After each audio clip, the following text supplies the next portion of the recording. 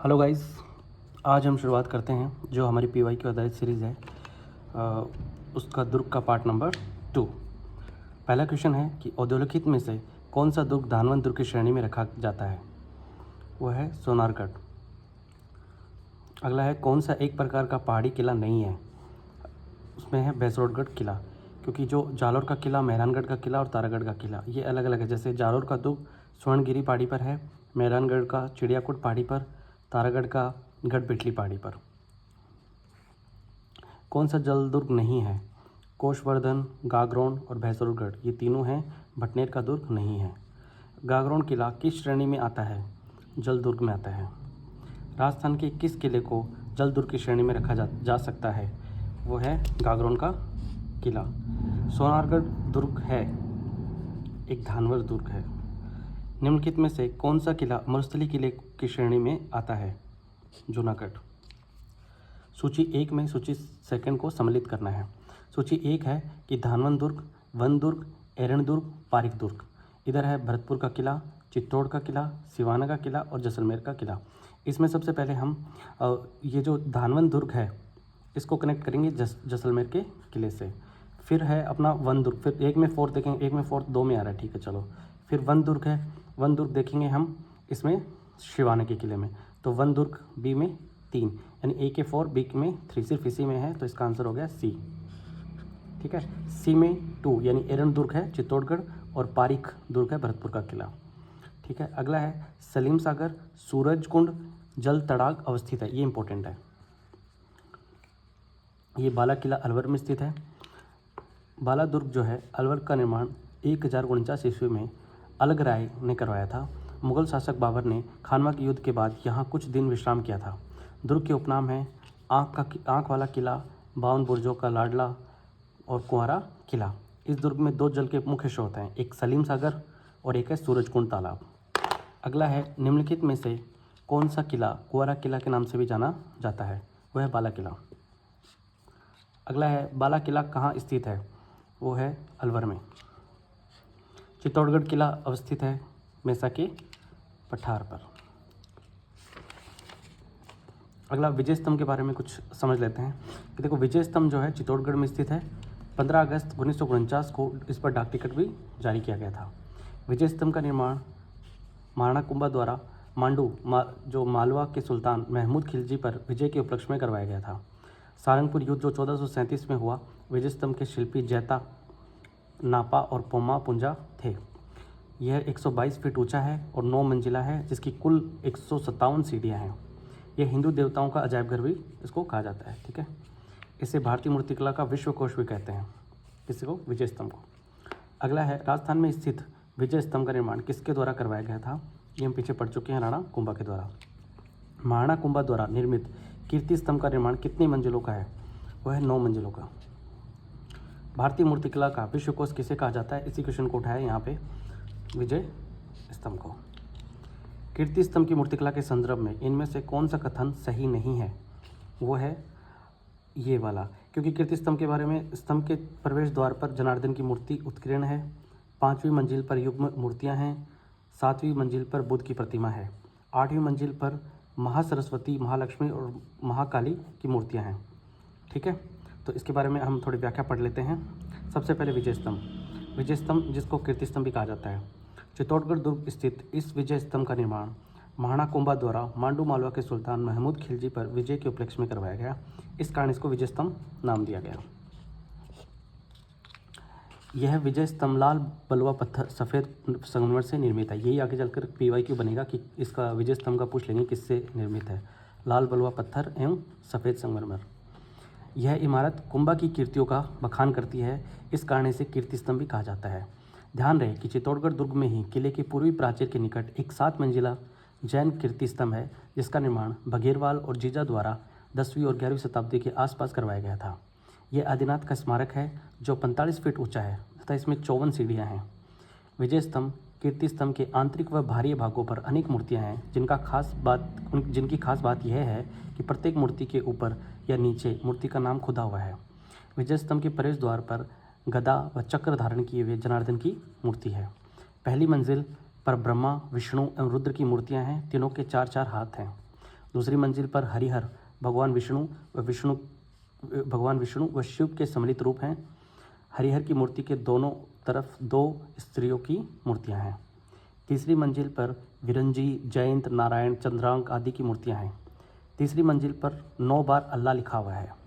इसलिए लिखवाया गया था ताकि भविष्य में जब भी यह किला मुसलमानों के हाथ जाए तो वे विजय स्तंभ को न तोड़वाएं। चौथी मंजिल पर विशेष रूप से देवियों की प्रतिमाएं हैं, जैसे लक्ष्मी, त्रिपुरा, नंदा, मंगला, हरि, सिद्धि, पार्वती, उमा आदि। पांचवी मंजिल पर लक्ष्मी नारायण, उमा महेश्वरी, ब्रह्मा, सावित्री के युग्म प्रतिमाएं हैं। छठी मंजिल पर सरस्वती, लक्ष्मी, काली आदि देवियों की प्रतिमाएं हैं। सातवीं मंजिल पर भगवान विष्णु के अवतारों की प्रतिमाएं हैं, जैसे वराह, परशुराम आदि। आठवीं मंजिल पर कोई प्रतिमा नहीं है, जबकि पीछे क्वेश्चन में कहा गया था कि आठवीं मंजिल पर माँ सरस्वती और ये सब है, तो इसलिए ये आठवीं मंजिल पर कोई प्रतिमा नहीं है, ये इंपॉर्टेंट बात है, ध्यान रखिएगा। नौवीं मंजिल बिजली गिरने से ध्वस्त हो गई थी, जिससे महाराणा स्वरूप सिंह ने इसका पुनर्निर्माण करवाया। तो याद रखना, महाराणा स्वरूप सिंह ने इसका पुनर्निर्माण करवाया।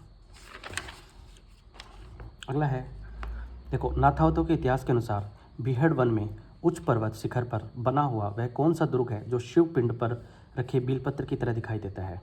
वो है रणथंभौर का दुर्ग। तो इसका बिलपत्र ध्यान रखना, बिलपत्र की तरह दिखाई देता है ये। ऐसे 10 किलों को भी मुसलमान के एक एक बाल के बराबर महत्व नहीं देता। किसने किस दुर्ग के लिए कहा था? ये कहा था जलालुद्दीन ने रणथंभौर के दुर्ग के लिए।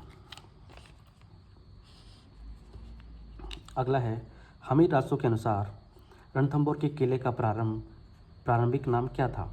वो था रणस्तंभपुर।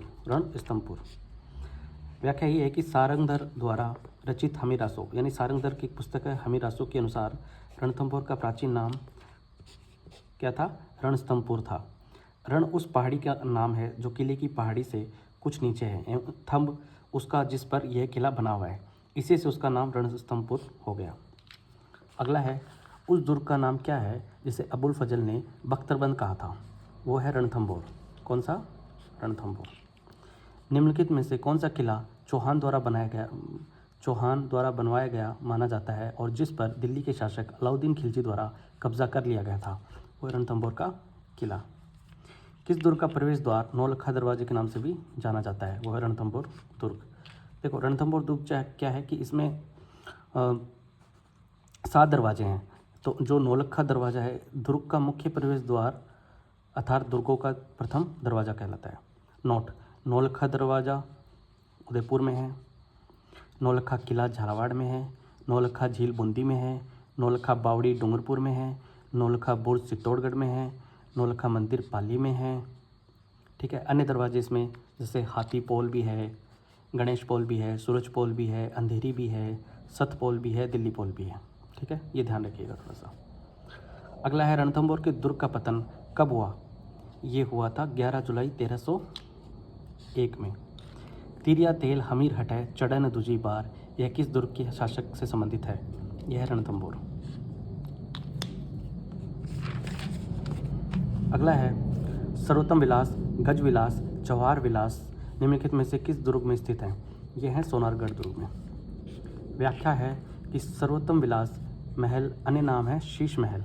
इसका निर्माण महारावल अक्स सिंह द्वारा करवाया गया। गज विलास निर्माण महारावल गज सिंह द्वारा करवाया गया और जवाहर विलास निर्माण जवाहर सिंह द्वारा इस महल को राज दरबार तथा रहने के लिए बनवाया गया। तो ये याद रखना, सर्वोत्तम, गज और जवाहर इंपॉर्टेंट है ये। ठीक है, अगला है, निम्नलिखित में से किस दुर्ग को मयूर ध्वजगढ़ भी कहा जाता है? तो मयूर ध्वजगढ़ कहा जाता है मेहरानगढ़ को। मेहरानगढ़ जो जोधपुर में मयूराकृति के होने के कारण मयूर ध्वज कहलाता है, यानी मयूर ध्वजगढ़ कहलाता है।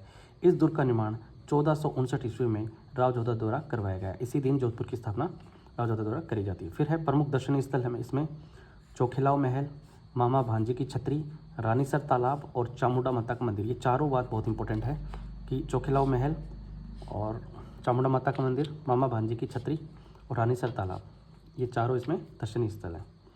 राजस्थान में मेहरानगढ़ किला कहाँ स्थित है? ये है जोधपुर में। चोखिलाव महल राजस्थान के किस किले में स्थित है? जोधपुर दुर्ग में। मेहरानगढ़ दुर्ग में स्थित महल, सबसे पहला है चोखिलाव महल। कौन सा? चोखिलाव महल। इस महल का निर्माण मालदेव ने करवाया था। यह महल भित्ति चित्रों के लिए काफ़ी प्रसिद्ध है। अगला है मोती महल, सूर सिंह ने करवाया था। फूल महल, इसका निर्माण अभय सिंह द्वारा करवाया था। इसे दीवान खास भी कहा जाता था। फूल महल को दीवान खास भी कहा जाता था। अगला है फतेह महल, इसका निर्माण अजीत सिंह द्वारा करवाया गया। और तख्त विलास महल, इसका निर्माण कराया तख्त सिंह द्वारा। अगला है राठौड़ शासक राव जोधा ने जोधपुर में 1459 में किस किले की नींव रखी थी, और की थी मेहरानगढ़ की। मेहरानगढ़ दुर्ग का निर्माण किसने करवाया था? राव जोधा ने 1459 में। किस पहाड़ी पर जोधपुर का मेहरानगढ़ दुर्ग स्थित है? वो है चिड़ियाकूट पहाड़ी पर। मेहरानगढ़ दुर्ग वाली पहाड़ी प्रसिद्ध योगी चिड़ियानाथ के नाम पर चिड़ियाकूट कहलाती है। इस दुर्ग की नींव 12 मई 1459 ईस्वी को राव जोधा ने रखी थी तथा इसके चारों ओर नगर बसाया जो जोधपुर कहलाया। यही जोधपुर उसके राज्य की राजधानी बना। इससे पहले मारवाड़ की राजधानी मंडोर थी। ठीक है। अगला है राजस्थान के किस दुर्ग को चिड़ियाटूक के नाम से भी जाना जाता है? वो है मेहरानगढ़। गुबारा, नुसरत, नागपली, गजक नाम है। ये हैं जोधपुर दुर्ग की तोपों के नाम। मेहरानगढ़ दुर्ग में लंबी मार करने वाली तोपों में प्रमुख है किलकिला, शंभू बाण और गजनी खां। अन्य तोपें हैं गुबारा, नुसरत, गजक, कड़क बिजली, धूड़ धानी, बगसावन, मीर बख्श, रहस्य का कला, मनोहर, पिच्छू बाण। ये इंपॉर्टेंट है, ये देखो आरपीसी की बुक में भी है, ये ध्यान रखना। अगला है गढ़पिटली कहाँ स्थित है? गढ़पिटली है अजमेर में। कहाँ है? अजमेर में। तो तारागढ़ स्वार्थिक देशी आक्रमण झेलने वाला दुर्ग है। यह किला ज़मीन से लगभग 1300 मीटर की ऊंचाई पर बना हुआ है। इस दुर्ग में शाहजहाँ के बेटे द्वारा शिकोह का जन्म हुआ था। दारा शिकोह ने औरंगजेब से धौलपुर में पराजय के बाद इसी दुर्ग में शरण ली थी। अगला क्वेश्चन है कि शाहजहाँ के बेटे दारा शिकोह का जन्म राजस्थान के किस दुर्ग में हुआ था? वो था तारागढ़ दुर्ग अजमेर में। अगला है विशालकाय तारागढ़ किले की ज़मीन स्थल से ऊंचाई कितनी है? लगभग कितनी है? 1300 मीटर। बूंदी के तारागढ़ किले का निर्माण किसके द्वारा करवाया गया? तो ये है राव राजा बैर सिंह।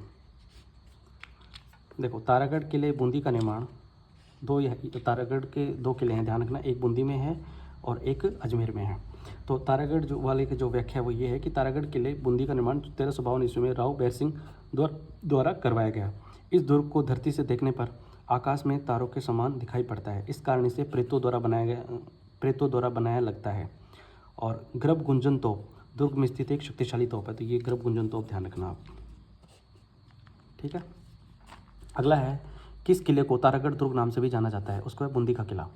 बूंदी का दुर्ग तारागढ़ पर्वत की ऊंची चोटी पर होने के समान दिखाई देने के कारण इसे तारागढ़ नाम से भी जाना जाता है। हाड़ा शासक बैर सिंह, ये पीछे वाली बात है, 14वीं सदी में बनाए गए इस किले को मालवा के महमूद खिलजी, मेवाड़ के राणा छत्र सिंह और जयपुर के सवाई जयसिंह के आक्रमणों का सामना करना पड़ा। शासक सुरजन हाड़ा द्वारा 1569 में अकबर की अधीनता स्वीकार करने के कारण यह किला अप्रत्यक्ष रूप से मुगल अधीनता में भी चला गया। किलों के निम्न जोड़ों में से किस तारागढ़ किले के नाम से भी जाना जाता है? बूंदी और अजमेरू। ठीक है, बूंदी और अजमेरू। अगला है जहांगीर और सर थॉमस रो की सन 1616 में प्रथम व्यापारिक मुलाकात राजस्थान के किस किले में हुई? अकबर का किला, जो अजमेर में स्थित है। अकबर का किला अजमेर में स्थित है। अन्य नाम है अकबर का दौलत खाना या मैगजीन का किला। तो ज़्यादा इंपॉर्टेंट है मैगजीन का किला। इस दुर्ग का निर्माण करवाया था 1570 से 73 में अकबर द्वारा करवाया गया। हल्दी घाटी युद्ध की जो 1576 में हुआ, इसकी योजना अकबर द्वारा इसी दुर्ग में बनाई गई। जहांगीर ने 10 जनवरी 1616 ईस्वी में सर थॉमस रो, जो ब्रिटिश सम्राट जेम्स प्रथम का राजदूत था, से मुलाकात इसी दुर्ग में करी। ठीक है। यह राजस्थान का एकमात्र दुर्ग है जो पूर्णतः मुस्लिम स्थापत्य शैली में बना हुआ। ये ध्यान रखना आप, पूर्णतः मुस्लिम स्थापत्य में बना हुआ दुर्ग है। राजस्थान में अकबर का किला कहाँ स्थित है? वो है अजमेर में। आज के लिए इतना काफ़ी है। धन्यवाद।